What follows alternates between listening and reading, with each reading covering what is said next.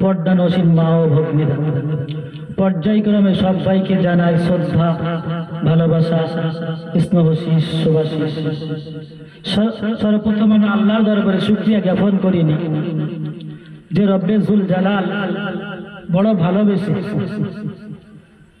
দুনিয়ার সব কাজ ক্রিয়া থেকে বিরত রেখে এমন একটা সুন্দর নুরানি মেহফিলে আসার বসার সৌভাগ্য নসিব করেছেন। সে আল্লাহ রব্বুল আলামিনের শুকরিয়ায় একবার সমবেত কণ্ঠে সকলেই বলি আলহামদুলিল্লাহ, হামদান কাসীরান তাইয়িবান মুবারাকান ফীহি। তারপরে জানাই নবীকুলের শিরোমণি আকায়ে মাদানী আহমদে মুস্তাফা সরকারে দো আলম হুজুরে পাক সাল্লাল্লাহু আলাইহি সাল্লামের উপরে অগণিত দরুদ ও সালাম ধ্বনি বর্ষিত হোক, যে নবী আমার আপনার মতো উম্মতের জন্য সে সুদূর মদিনা মনোয়ারায় সবুজ গম্বুজের নিচে শুয়ে শুয়ে ক্রন্দন করছেন আর বলছেন ইয়া হাবলি উম্মতি, ইয়া হাবলি উম্মতি। সেই নবীর উপরে অগণিত দরুদ ও সালাম ধ্বনি বর্ষিত হোক, সকলেই বলে আল্লাহুম্মা আমিন। প্রিয় ভাইরা, আমরা সবাই জানি যে মানুষ খুব অল্প টাইমে অনেক কথাই বলে সময় কম কামাই বেশি, সময় কম কামাই বেশি, এটা সবাই চায়। আর বর্তমান সত্যি কথা বলতে গেলে মানুষের হাতে সময় নাই। মানুষ এতটাই ব্যস্ত, এতটাই ব্যস্ত, এতটাই ব্যস্ত, মানুষ মাত্র একা কাজ করছে তিনটা। আপনারা খেয়াল করেছেন কি করেন জানি না, লক্ষ্য করে দেখবেন বিভিন্ন জায়গায় টয়লেটে, সরকারি টয়লেট গুলো এক হাতে সিগারেট লাগানো, অপর হাতে চেন খোলা, আর এক হাতে মোবাইল লাগানো। একটা মানুষ তিন রকম কাজ চালিয়ে যাচ্ছে। এতটাই সময় কিল্লাত বা সময় কম। এখন এই কম সময়ের ভিতরে কামাই বেশি করা লাগবে, সত্যি মানুষ ব্যস্ত।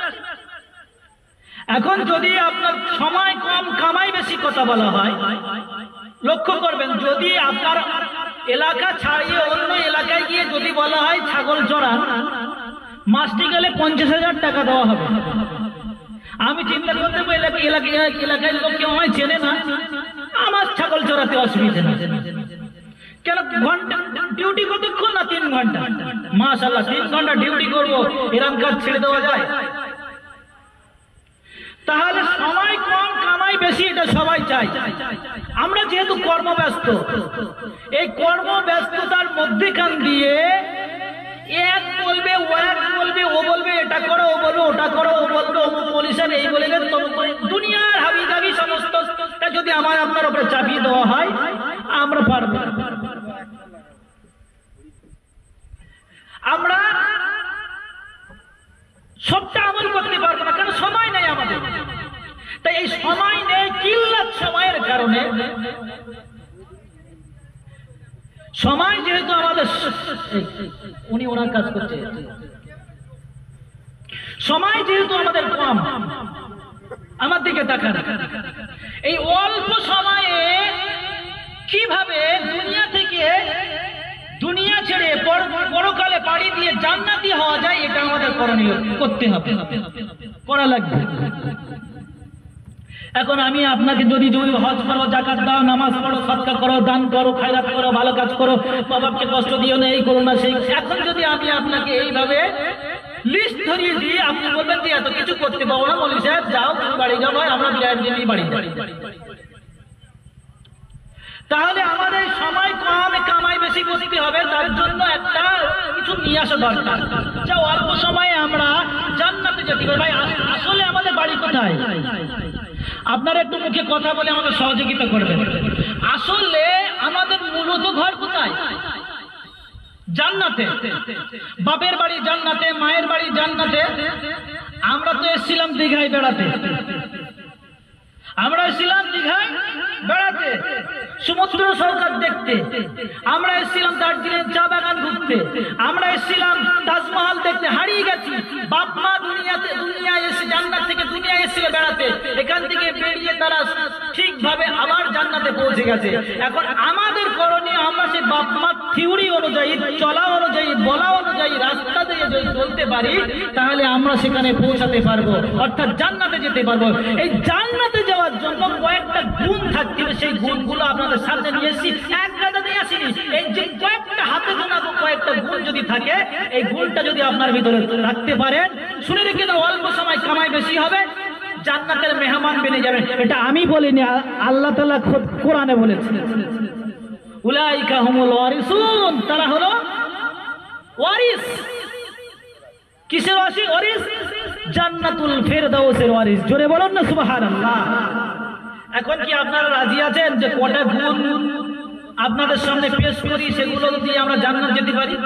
রাজি আছে ইনশাআল্লাহ? আমরা গুণগুলো, কয়েকটা গুণ আছে, সেই গুণগুলো আমরা যদি আমল করতে পারি, তাহলে ইনশাআল্লাহুল আজিজ আমরা জান্নাতে যাব। এটা আল্লাহর ওয়াদা। কার ওয়াদা? কার ওয়াদা ভাই? আচ্ছা, আল্লাহ কি কখনো মিথ্যে কথা বলে? আল্লাহ কি কখনো মিথ্যে কথা বলেছেন? আল্লাহ তাআলা বলেছেন যে আমি যে সত্যবাদী, আমার চাইতে সত্য বললে আর কেউ নেই। আমি আল্লাহ সত্য বললেন, আমার চাইতে সত্য বললে কেউ নেই।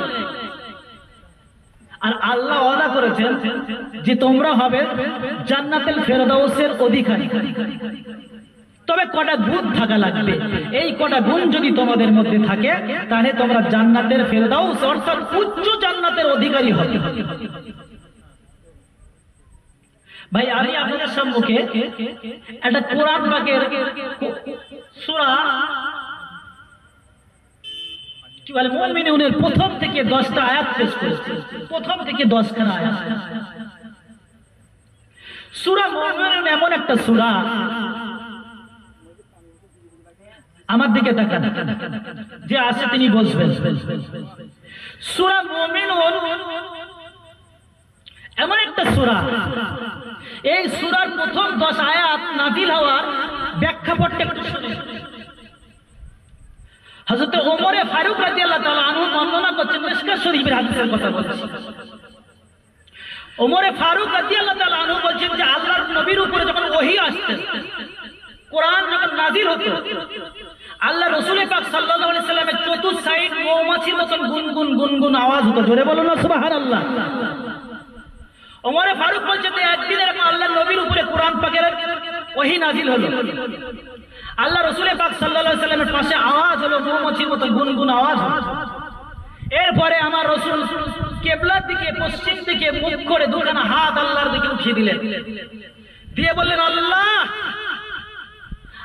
আয় আল্লাহ, আমার উম্মতের সম্মান বাড়িয়ে দাও। আল্লাহ, আমার উম্মতকে যেন সম্মানিত করো না। আয় আল্লাহ, আমার উম্মতকে বাড়িয়ে দাও, আমার উম্মতের সংখ্যা যেন কমিয়ে দিও না। আয় আল্লাহ, আমার উম্মতের উপরে এমন কাউকে চাপিয়ে দিও না যে আমার উম্মত নেস্তানাবুদ ধ্বংস হয়ে যায়। আমার উম্মতকে, আয় আল্লাহ, আমার উম্মতকে সামনে বাড়িয়ে দাও, পিছনে করে দিও না। দোয়া করার পরে আল্লাহ রাসূল পাক সাল্লাল্লাহু আলাইহি সাল্লাম বললেন, এই মাত্র সূরা মুমিনুনের 10টা আয়াত নাযিল হলো।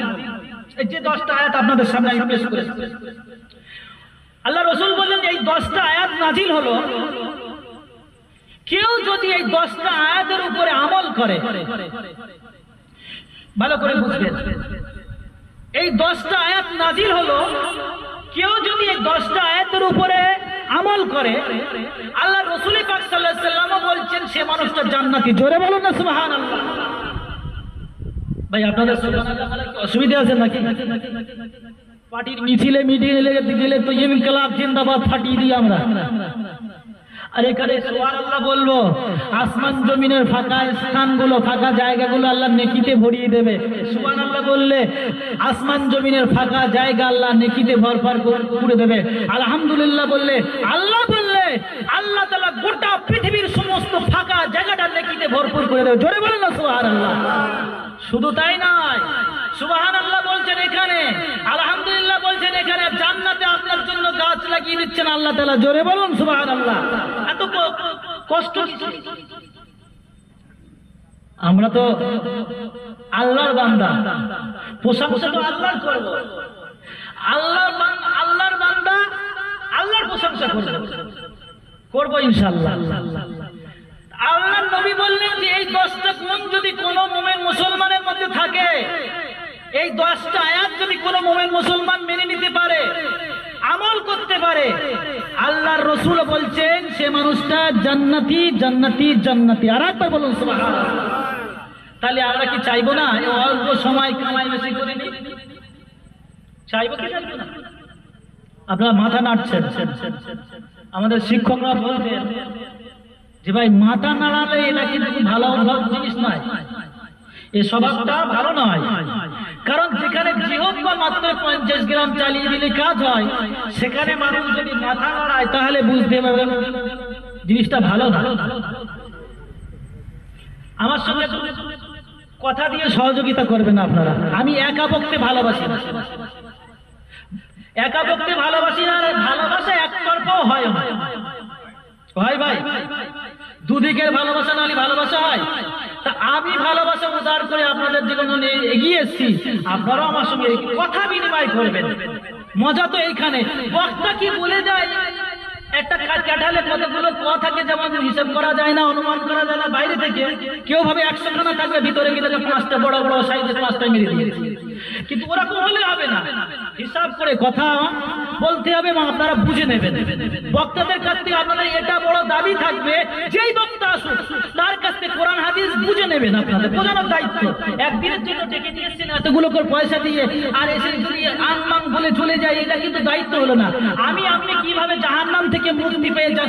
মানুষ দৈনন্দিন মানুষ পতঙ্গর মতো। পতঙ্গ জানেন? পতঙ্গ পতঙ্গ কি পতঙ্গ? এই যে লাইট জ্বলছে দেখবেন, এখানে পতঙ্গ চলে আসে। সেই কবির ভাষায় বলে ইসকে দিওয়ানা হয়ে পরোয়ানা, আগুনে দিল ঝাপড়ে।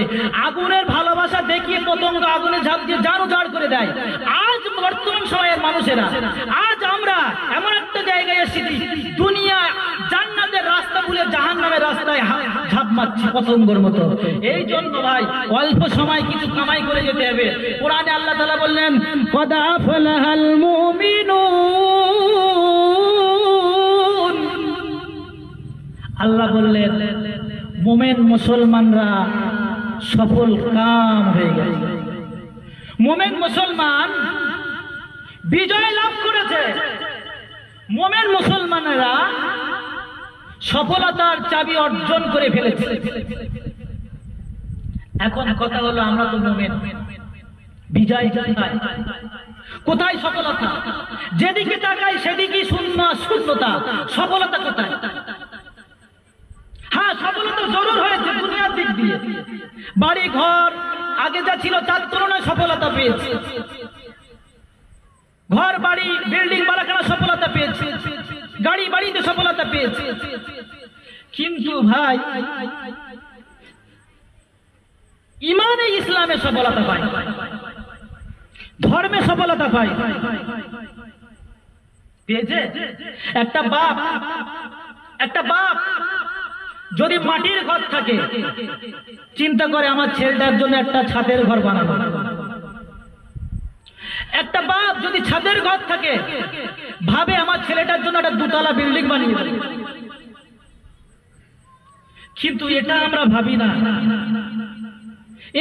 এতে সফলতা না। আমরা যেটা সফলতা আল্লাহ বললেন সফলতা অর্জন করা হয়ে গেছে, কিন্তু আমরা এটা ভাবছি না যে আমি 3 ওয়াক্ত নামাজি ছিলাম, 5 ওয়াক্ত মেনে সফলতা অর্জন করবো। এটা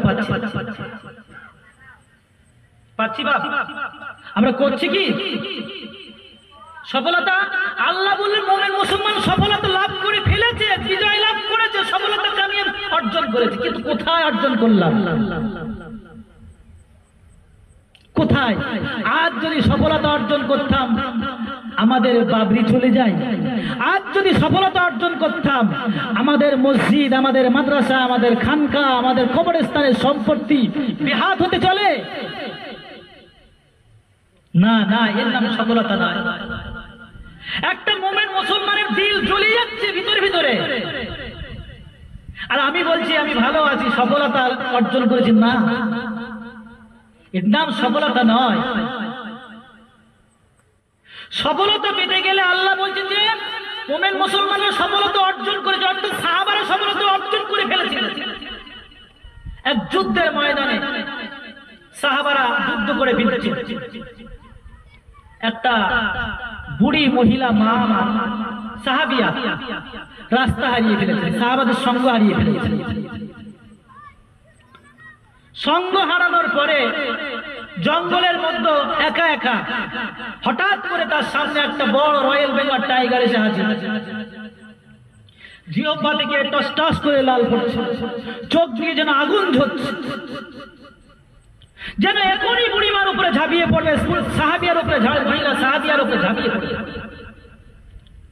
ওই মহিলা মা সাহাবিয়া বাঘের চোখে চোখ রেখে বলে, এই বাঘ শোনো, আমি হলাম বিশ্বনবী মুহাম্মদুর রাসূলুল্লাহ সাল্লাল্লাহু আলাইহি সাল্লামের সাহাবিয়া। ইসলামের জন্য, ইসলামকে পৃথিবীর বুকে প্রতিষ্ঠিত করার জন্য দাঁড়ে দাঁড়ে ঠক্কর খাচ্ছি, আজ রাস্তাও ভুলে গেছি।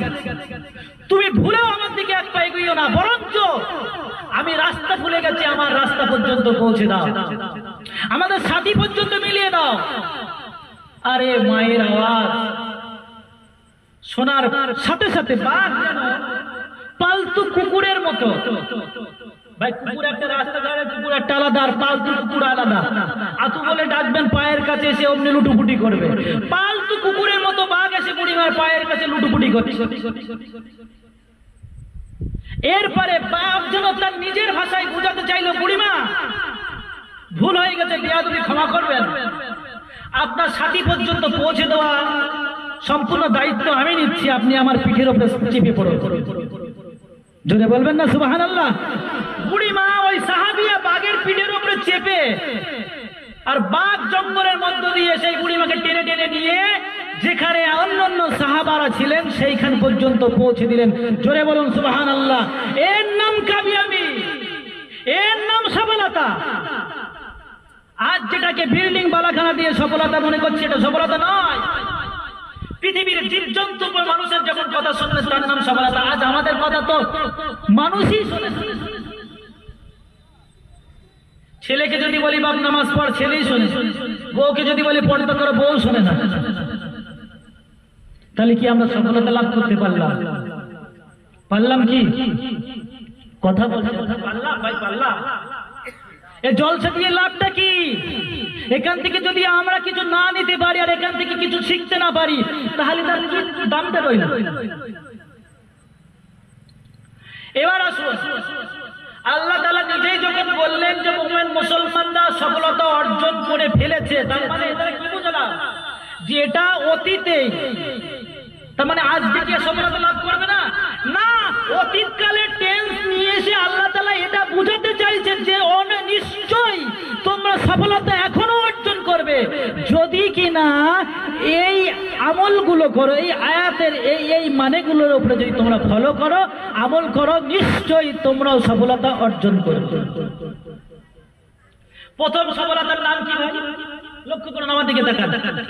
আল্লাহর কোরআনে আল্লাহ তাআলা জানালেন, আল্লাযীনা হুম ফী সালাতিহিম খাশিউন। আল্লাহ তাআলা, আল্লাহ পাক বললেন, ও মুমিন মুসলমানেরা শুনে যাও, জেনে রেখে দাও, আমি আল্লাহ তাআলা জানিয়ে দিই, যদি কিনা সফলতা অর্জন করতে চাও, মুমিন মুসলমান জান্নাতি হতে চাও, জান্নাতে ফিরদাউসে যদি যেতে চাও, শুনে রেখে দাও, সর্বপ্রথম কাজটি হবে তোমার, তুমি যারা নামাজের মধ্যে বিনয়ের সঙ্গে খুশুর সঙ্গে যারা নামাজটা আদায় করো, বিনয়ের সঙ্গে খুশুর সঙ্গে নামাজ আদায় করো। এখন বলো, এই মৌলভী সাহেব ধরে গেছে গো, এই নামাজ ছাড়া মৌলভী সাহেবদের কোনো কথাই নাই, মৌলভী সাহেব নামাজ ছাড়ার কথা না, আর কি খুঁজে পাই। কিন্তু আমি তো সবেমাত্র কি নামাজের কথা একবার বললাম। যদি আমার এর জন্য দোষণীয় হয়, তাহলে আপনি আল্লাহকে দোষ দেন। আল্লাহ তাআলা কোরআনে 82 জায়গায় নামাজের কথা বলেছেন। কেন বলেছেন? এই কারণে আল্লাহ তাআলা আপনাকে অধিক ভালোবাসেন। ভাই, আপনার ছেলে সবেমাত্র বাইরে যাচ্ছে, এই 15, 16, 18 বছর বয়স, আপনি বাপ, আপনি সকাল থেকে ছেলের পিছনে পড়ে গেছে, আগের দিন থেকে, বাপ যাবি খুব সাবধানে যাবে, দেখে শুনে যাবি, কেউ কিছু দিলে খাবি না, কারোর সঙ্গে কথাবার্তা বলবি না, কারোর কাছে ফোন দিবি না, ফোন সাবধানে রাখবি। বলে কিনা বলেন না? আপনারা বলেন না বলেন না? আরে আল্লাহ, আমাদের কথা বলতে কি এত অসুবিধা? আরে সে না, এক ছেলে মা বিয়ে দিচ্ছে, মেয়ে খুঁজে বিয়ে দিয়েছে, অনেক খোঁজাখুঁজি করে ভালো একটা মেয়ে পাত্রী দেখে বিয়ে দিয়েছে। এখন বৌমা বাড়ি আসার পরে কারোর সাথে কথা বলে, শাশুড়ি বলে মা কথা বলো না কেন, চুপচাপ থাকে। আরে ওটা তোমার নানি শাশুড়ি হয়, কথা বলো, ওটা তোমার মামা শ্বশুর হয়, কথা বলো, ওটা তোমার ননদ হয়, কথা বলো, ওনার ননদ হয়, কথা বলতে হয়, চুপচাপ থাকে। একদিন শাশুড়ির লালা ধরা ধরেছে, মা তুমি কথা বলো না কেন, বলো তো। তা বৌমা বলছে মা কথা বলবো কি, কথা বল, আমার মা বারণ করেছে কথা বলতে। বললো ওটা তোমার মা বারণ করেছে, আমিও একটা মা, আমি তোমাকে আদেশ করছি কথা বলো। বৌমা বললো ভালো কথা মা, কথা বলবো, তবে একটা কথা বলবো। বলে একটা কেন, তুমি 200টা বলো না, আমি এটাই চাইছি যে তুমি 200টা বলো। বলছে মা যদি, বলে যদি, আবার বলো যদি কি, বলে যদি, আরে যদিটা বলো না কি, যদি আপনার ছেলে মারা যায় কোনো কারণবশতে, আমাকে বাড়িতে রাখবেন না তাড়িয়ে দেবেন? ভাই মা খুশি হবে না? মা কি বলবে যে তোর আর মুখ খুলতে হবে না, মুখ বন্ধ রাখ, মুখ বন্ধ রেখেছিলি ভালোই ছিল, মুখ খুললি তো আমার ছেলে মরার সঙ্গে। তা যদি আপনারা এরকম খারাপ কিছু চান, মুখ খুললে আমার খারাপই হবে, তাহলে মুখ খুলতে হবে। আর যদি বলেন না দু একটা কথা দিয়ে আমার সহযোগিতা করবো, তাহলে একটু কথা বলবো। এখন আল্লাহ তাআলা কোরআনে 82 জায়গায় নামাজের কথা বলেছেন, আমি তো শুনে একবার বলেছি। আপনি আপনার ছেলেকে যেমন ভালোবাসেন, আল্লাহ আপনাকে তার চেয়ে অধিক ভালোবাসেন। আপনি কালকে ছেলে বাইরে যাবে, আজ সকাল থেকে যেমন ছেলের পিঠে হাত দিয়ে পড়ে আছেন, বাপ এই করবি না, সেই করবি না, খাবি না, এই দিলে কেউ কিছু দিলে খাবি না, সাবধানে থাকবি, টাকা পয়সা সাবধানে রাখবি। ঘুরছে ফিরছেন, সকালে বলেছেন, দুপুরে বলছেন, রাতে বলছেন, আবার শোয়ার সময় বলেছেন। তারপরে ছেলে বার হবে সেই টাইমও বলেছেন যে বাপ সাবধানে থাকবি। ছেলে দেখে বলছে আব্বা তোমার কি আর কোনো কাজ নাই, সারাদিনে একটা কথা বারবার বক বক বক বক করছেন, আমি কি ছোট আছি? বাপ কি বলছো, রে তুই ছোট নেই, বড় হয়েছিস, কিন্তু আমার কাছে ছোট।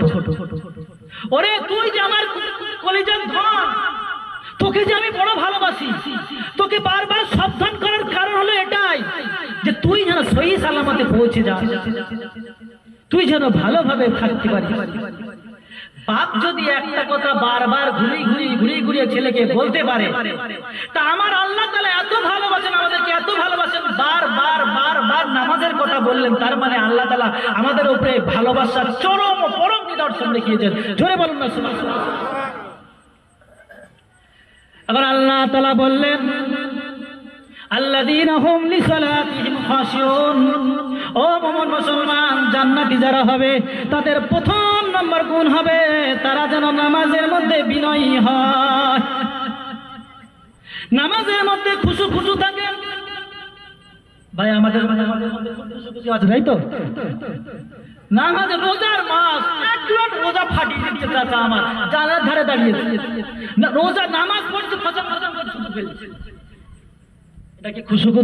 হাদিস শরীফের মধ্যে এসেছে যে আল্লাহ রাসূল পাক সাল্লাল্লাহু আলাইহি ওয়াসাল্লামের সামনে একজন লোক দাঁড়িয়ে নামাজ অবস্থায় দাঁড়িয়ে থাকে। আল্লাহ রাসূল বলেছেন যে নামাজ দিল যদি চায়েন থাকতো, নামাজের মধ্যে দিল থাকতো, খুশু থাকতো, তাহলে বাহ্যিক হরকতগুলো হতো। তাহলে আমাদের নামাজের কতটা বিনয়ী, নামাজের মধ্যে একটু কিরাত লন্দ হয়ে গেল ইমাম সাহেব যদি একটু বড় কিরাত ধরে ফেলে, ওনার যত গলায় মানে কি যেন গরু আটকে গেছে, চাচার গলায় গরু আটকে গেছে, উপায় নাই ভাই, নামাজে মন নেই। এসব নামাজে ইমাম সাহেব 3 রাকাত পড়েছে, কেউ কিছু বললো না, শুধু সেজদাও হলো না, নামাজ কমপ্লিট হবে। একজন বলছে ইমাম সাহেব নামাজটা যেন কেমন হলো বলে 3 রাকাত হয়েছে, 4 রাকাত হওয়ার কথা। বলে এতগুলো মানুষ কেউ কিছু বললো না, আপনি বলছেন? বলে হ্যাঁ আমি বলছি, কারণ আমার তো 4টে দোকান, আজকে নামাজে দাঁড়িয়ে 4 দোকানে হিসাব করি, আজকে তো 3টে হিসাব হয়েছে, আমার তো ওই টাইলিসের দোকানটার একটা হিসাব হয়। এই যদি নামাজ হয়, এ নামাজ দিয়ে জান্নাত যাওয়া যায় না। নামাজি কত নামাজের মধ্যে খুশু খুশু আমাদের মশা পর্যন্ত আল্লাহর কাছে কাঁদে আর বলে, আল্লাহ কোন নামাজির পাল্লায় পড়লাম। ঘরে যাই দুপুরবেলা কামড়াতে, পাকা চালিয়ে রেখেছে, গুড নাইট জ্বালিয়ে রেখেছে, কামড়াতে পারি না। আল্লাহ রাতের বেলা যাই কামড়াতে গেলে রক্ত খেতে, সেখানেও পারি না, সেখানেও লাইট জ্বালিয়ে মানে কি মশারি খাটিয়ে গুড নাইট জ্বালিয়ে বসেছে, আমাকে ঢুকতে যায়। মনে করি আল্লাহ যখন নামাজে আসবে তখন একটু সুখ করে একটু রক্ত খাবো, কিন্তু তাতেও সুখ নয়। শুধুমাত্র একটুখানি চেনটাকে সুটটা ঢুকিয়েছে, অমনি করে চড় লাগিয়ে দিয়েছে আমার উপরে। একই নামাজ হয়তো আলী রাদিয়াল্লাহু তাআলা নামাজে যুদ্ধ গেছেন, যুদ্ধে আল্লাহর নবীর সাহাবা, আল্লাহর নবীর জামাতা হযরত আলী রাদিয়াল্লাহু তাআলা আনহু যুদ্ধে যাওয়ার পরে পরে তার কোমরের নিচে উড়তে একটা কাফিরদের তরফ থেকে একটা তীর এসে ফুটে যায়, তীরটা কেটে যায়। তীরটাকে সাহাবারা টেনে হিঁচড়ে তীরটাকে বার করার চেষ্টা করে, কিন্তু না না না, হযরত আলী রাদিয়াল্লাহু তাআলা আনহুর তীরটা কোনো প্রকার বার করতে পারে না। তীরে হাত দিলে যন্ত্রণায় ছটফট করে আলী রাদিয়াল্লাহু তাআলা আনহু জবাই করা কবুতরের মতো ছটফট ছটফট করতে থাকে, তীর বার করা যায় না। হযরত আল্লাহর নবী পাক সাল্লাল্লাহু আলাইহি সাল্লামের কাছে খবর গেল, ইয়া রাসূলুল্লাহ, ইয়া হাবিবাল্লাহ, হুজুর আলীর কোমরের নিচে পুরুতে যেখানে তীরটা ফুটে গেছে, ইয়া রাসূলুল্লাহ অনেক গভীরে তীরটা ঢুকে গেছে। আমরা ৬ জন মিলে তীরটাকে টানাটানি করি, কিন্তু না না না, আমাদের তীর বার করতে দেওয়া হয় না। আলী ছটফট করে কবুতরের মতো, জবাই করা কবুতরের মতো ছটফট করে, আমরা তীরটাকে বার করতে পারি না। আল্লাহর নবী, আল্লাহ রাসূল এমন কোন একটা মাশারা দেন, যুক্তি দেন, যাতে তাড়াতাড়ি করে আলীর ওই তীরখানা আমরা বার করতে পারি। আল্লাহর নবী বলেন, আমার সোনার সাহাবারা, চিন্তা করো না, আমার আলী যখন নামাজে দাঁড়িয়ে যাবে, আমার আলী যখন আমার পিছনে ইক্তিদা করে নামাজে দাঁড়িয়ে যাবে, তখন তোমরা পিছন দিক থেকে তীরখানা বার করবে, তখন তোমরা অনায়াসে তীরটা বার করে ফেলবে। এরপরে হযরত আলী রাদিয়াল্লাহু তাআলা নামাজে দাঁড়িয়ে গেছেন, পিছন দিক থেকে সাহাবারা ৬ জন মিলে তীরটা বার করে নিল, কিন্তু না না, হযরত আলী রাদিয়াল্লাহু তাআলা কিছুই মাত্র টের পেল না। জোরে বলুন না সুবহানাল্লাহ।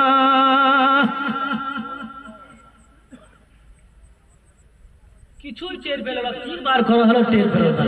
আর আমরা খারাপ ভাই, মশা কামড় মারলে মশার খায়ের নেই।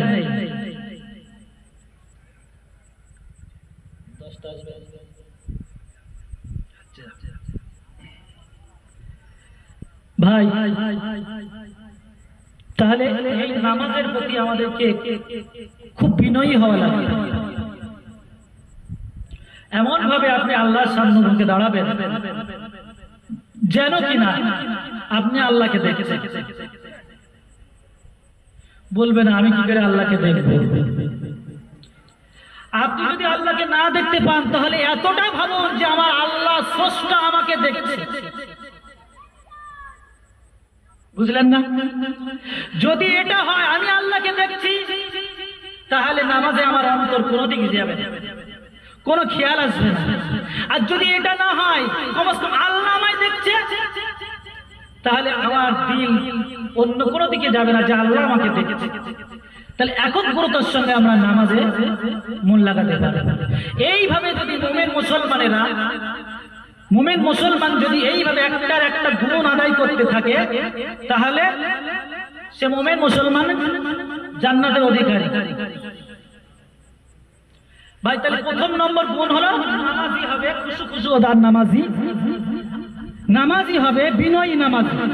2 নম্বর আল্লাযীনা হুম আনিল লাগবি মুরিদুন। 2 নম্বর হলো ওই ব্যক্তি অসার কাজ ক্রিয়া থেকে নিজেকে হেফাজত করে। অসার কাজ এমন কাজ যে কাজের কোনো মানে নাই, এমন কথা যার কোনো মতলব নাই, যে কাজ করলে আখেরাতের কোনো কাজ আসবে না। ভাই আপনি বলবেন দুনিয়ায় চাষবাস করবে, এটা আখেরাতে, হ্যাঁ আখেরাতে কাজ আসবে। চাষবাস করবেন আপনি কি বলেন হালাল রুজি উপার্জন করবেন, এর আখিরাতে কাজে আসবে। কিন্তু এমন অযথ কাজ যে কাজের কোনো মানে নেই, মতলব নেই, এরকম কাজ করলে আপনি কিন্তু ওই দ্বিতীয় গুণ অর্জন করতে পারলেন। দ্বিতীয় গুণ অর্জন করতে গেলে এমন কাজ করা লাগবে যে কাজে আল্লাহকে সন্তুষ্ট করা যায়, আর যে কথা দ্বারা আল্লাহকে সন্তুষ্ট করা যায় এমন কথা, বেমানে কথা, যে কথার কোনো মানে নেই, মতলব নেই। বিশেষ করে আমাদের যুবক ভাইদের মুখেতে একটা নোংরা কথা লেগে থাকে, এই কথা বর্জন করুন, কারণ এর জন্য আপনাকে কিন্তু মুআখাযা করা লাগবে। ফেরেশতারা লিখছে কিরামান কাতিবিন, আপনি যত কথা লিখছেন সব লিখছে, মাইয়াল ফিমিনাল কাওলি লাদাইয়া রাকিবুন আতীদ, যা বলছেন মুখ দিয়ে বয়াকার সয়াকার যা বলছেন সব লিখছে ফেরেশতারা। কিয়ামতে ওগুলো ওজন হবে।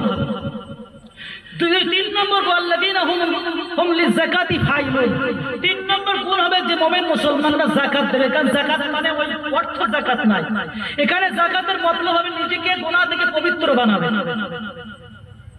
শিরক থেকে পবিত্র, মিথ্যা থেকে পবিত্র, দোষচুরি থেকে পবিত্র, জেনা থেকে পবিত্র, অন্যায় থেকে পবিত্র, এইভাবে মনটাকে পবিত্র করার নাম হবে যাকাত।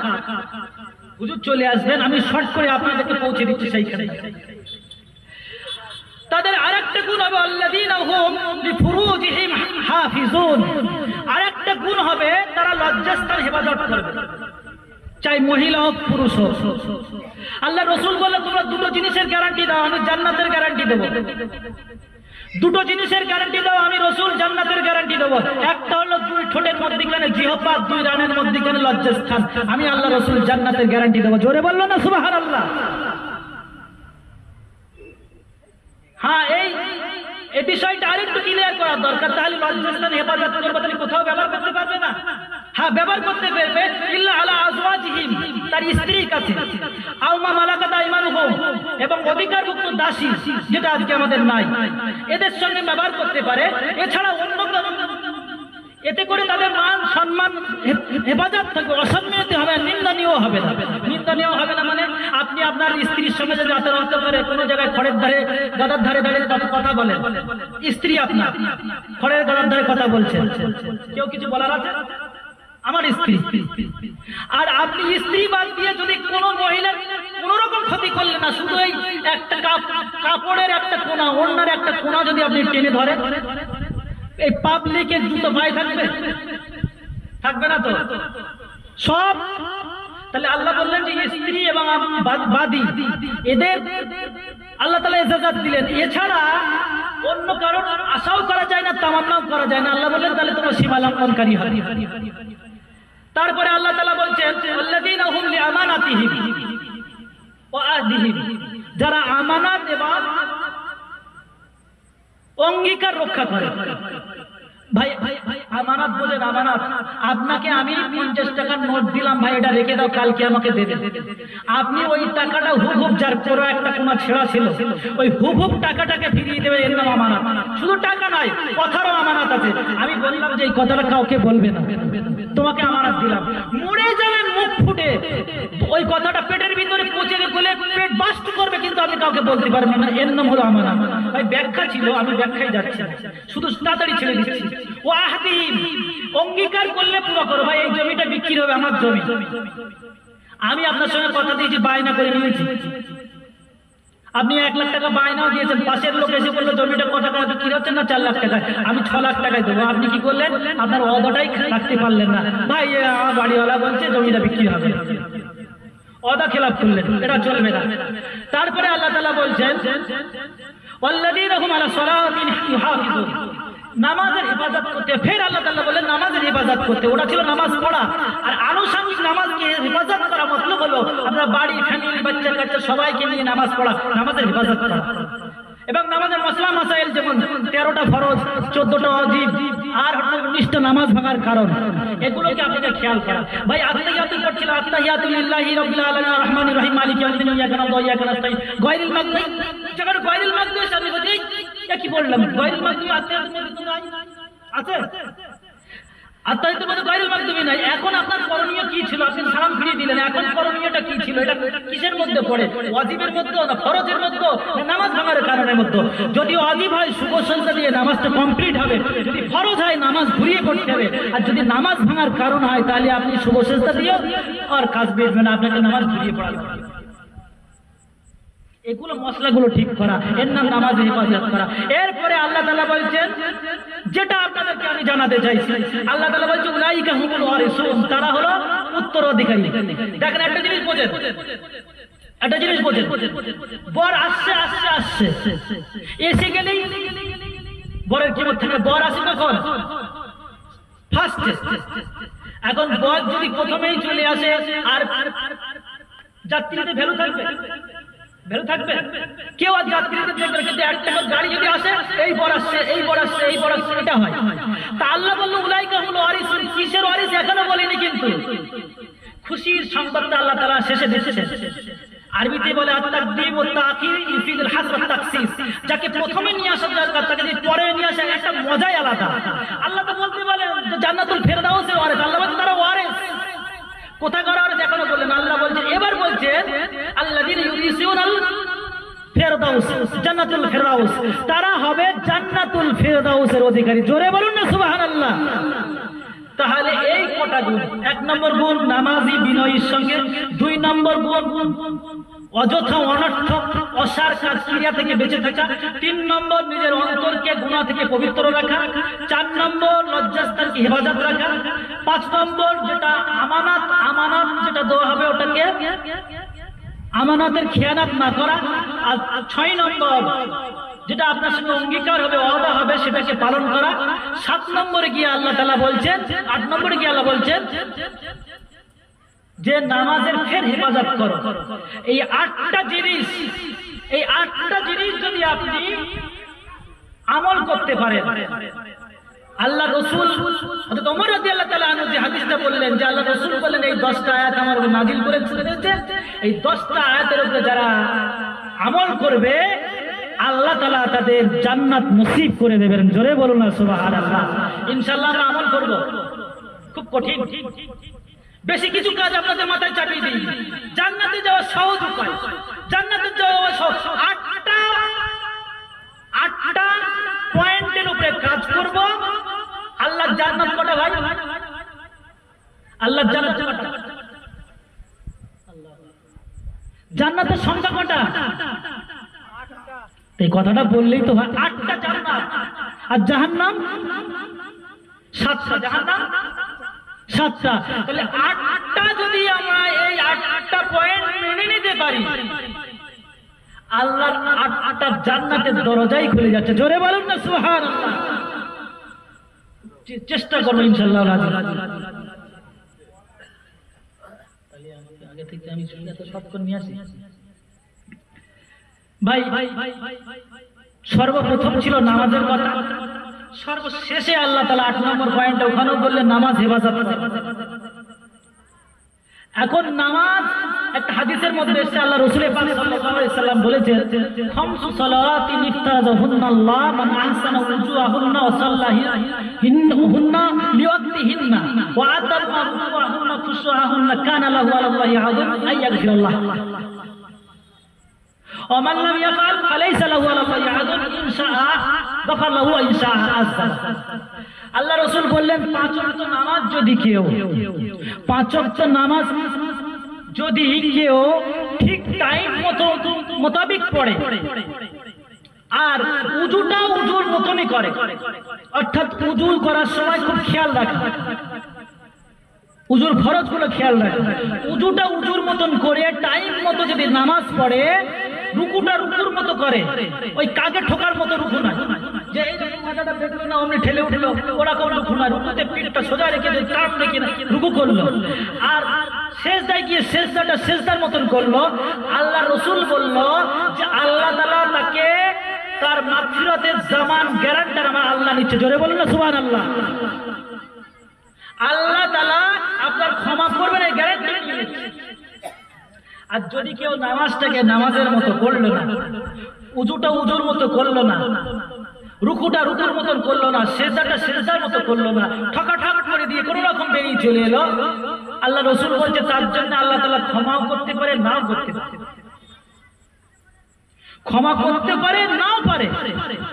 কিন্তু যদি নামাজটা নামাজের মতো হয়, নামাজটা খুশুর পর্যন্ত মতো হয়, রুকু সেজদার মতো হয়, তাহলে আল্লাহ রাসূল বলছেন যে সেখানে আপনি মাফ পেয়ে যাবেন, ক্ষমা পেয়ে যাবেন। ভাই ক্ষমা যদি আল্লাহর কাছে পেয়ে যায় এটা আমাদের বড় নিয়ামত, বড় নিয়ামত আল্লাহ মাফ করে দিয়েছেন। যখন জাহান্নাম এবং জান্নাতের যখন হিসাব হবে, আল্লাহ তাআলা কিয়ামতের ময়দানে দাড়ি পাল্লা কায়েম করবে। ওই দাড়ি পাল্লাই কায়েম করার পরে যখন দেখা গেল কোন মানুষটা তুরন্ত জান্নাতে চলে যাবে, কেউ আবার জাহান্নামে চলে যাবে, ওই সময় আল্লাহ তাআলা কারোর ফায়সালা শুনিয়েছে যে তুমি দুনিয়ায় যতটা বালুকণা ছিল, লক্ষ্য করুন, দুনিয়ায় যতটা বালুকণা ছিল এত বছর জাহান্নামে ভোগার পরেও জান্নাতে যাবে। ওই মানুষটার খুশি আনন্দ আত্মহারা হয় যে একদিন আমি জান্নাতে যাব, একদিন জান্নাতে যাব, খুশিতে আনন্দ আত্মহারা হয়। এখন আমরা সকলে চাইবো, আমরা চাইবো আমাদের নামাজটা খুব ভালো হলো। হযরত ওমর ফারুক রাদিয়াল্লাহু তাআলা আনহু জামানা, ওমর ফারুক রাদিয়াল্লাহু তাআলা আনহু জামানা একটা বুড়ি মহিলা মা খেজুর বাগানে কাজ করেছে। খেজুর বাগান পরিশ্রমে গিয়ে একটু জায়তুন তেল পেয়েছে। আমাদের দেশের মতন টাকা পয়সা তখন নাই, জায়তুন তেল, বুড়িমা তেল দিয়ে রুটি খাবেন। বুড়িমা পরিশ্রমের তেলটা নিয়ে মা আমার গুটি গুটি গুটি গুটি পায়ে মরুর ভূমি দিয়ে মা আমার তেলটা হাতে নিয়ে রাস্তা দিয়ে বাড়ি ফিরছে। রাস্তার মধ্যে বালুর মধ্যে বুড়িমা আমার জমিনের উপরে হুঁচট খেয়ে পড়ে গেল। বুড়িমা একদিকে পড়ে যায়, বুড়িমার হাতের পেয়ালাটা একদিকে পড়ে যায়। হাতের পেয়ালার মধ্যে যতটুকু তেল ছিল তেলগুলো জমিনের মধ্যে পড়ে যায়। বালি জমিন, রেতিলি জমিন, তেলটা পাওয়ার সাথে সাথে জমিন তেলটা তার বুকের মধ্যে দফন করে দিয়েছে, বুকের মধ্যে মাটি টেনে নিয়েছে। বুড়িমা উঠে দেখে আমার পেয়ালায় আর একটু তেল নাই, তেলগুলো মাটির মধ্যে টেনে নিয়েছে। বুড়িমার কাল বিলম্ব না করে ওমর ফারুক রাদিয়াল্লাহু তাআলা আনহুর দরবারে ছুটে এসেছেন। ডাক দিয়ে বলে, আমিরুল মুমিনিন, আয় ওমর ফারুক, আয় আমিরুল মুমিনিন, আমি বুড়িমা আমার ফরিয়াদটা শোনো গো। ওমর রাদিয়াল্লাহু তাআলা আনহু বলে, বুড়িমা কি এমন ফরিয়াদ নিয়ে আমার কাছে এসেছেন? বুড়িমা বলে, ওমর সারাদিন খেজুর বাগানে কাজ করেছিলাম, বিনিময়ে একটু তেল পেয়েছিলাম রে ওমর। ওমর রাস্তা দিয়ে আসার পথে হুঁচট খেয়ে পড়ে গেছি, জমিনে আমার পেয়ালাটা পড়ে গেছে, তেলটাও পড়ে গেছে রে ওমর। ওমর তেলটা মাটি তেলটাকে টেনে নিয়েছে, এখন ওই তেলটা আমার ফিরিয়ে দেওয়া লাগবে। ওমর বলে, বুড়িমা যে তেল মাটি টেনে নিয়েছে ওটা কি ফিরিয়ে দেওয়া যায়? ওটা তো সম্ভব না। বুড়িমা বলে, ওমর আজ যদি ফিরিয়ে না দাও রে ওমর, কাল কিয়ামতের ময়দানে mahshare কঠিন হাসরের দিনে লক্ষ লক্ষ কোটি কোটি মানুষের সামনে আল্লাহর আদালতে তোমাকে দাঁড় করিয়ে দেব। আল্লাহকে বলবো, আল্লাহ ওমর খলিফা ছিল, মাটির এত ক্ষমতা, আমার পরিশ্রমের তেল হারাম তেল নাই, মাটি কি করে টেনে নিল? মাটি যদিও টেনে নিল, ওমর কেন আমার তেলটা ফিরিয়ে দিতে পারলো না? ওমর বলে, বুড়িমা এইরকম ধরনের আবেদন করবেন না, আপনাকে কিছু বাইতুল মাল থেকে তেল দিয়ে দিচ্ছে, তেলটা নিয়ে বাড়ি চলে যান। বুড়িমা বলে, না না ওমর, আমার পরিশ্রমের তেল আমাকে ফিরিয়ে দেওয়া লাগবে। ওমর রাদিয়াল্লাহু তাআলা আনহু পড়েছে বড় ফেপাড়ে।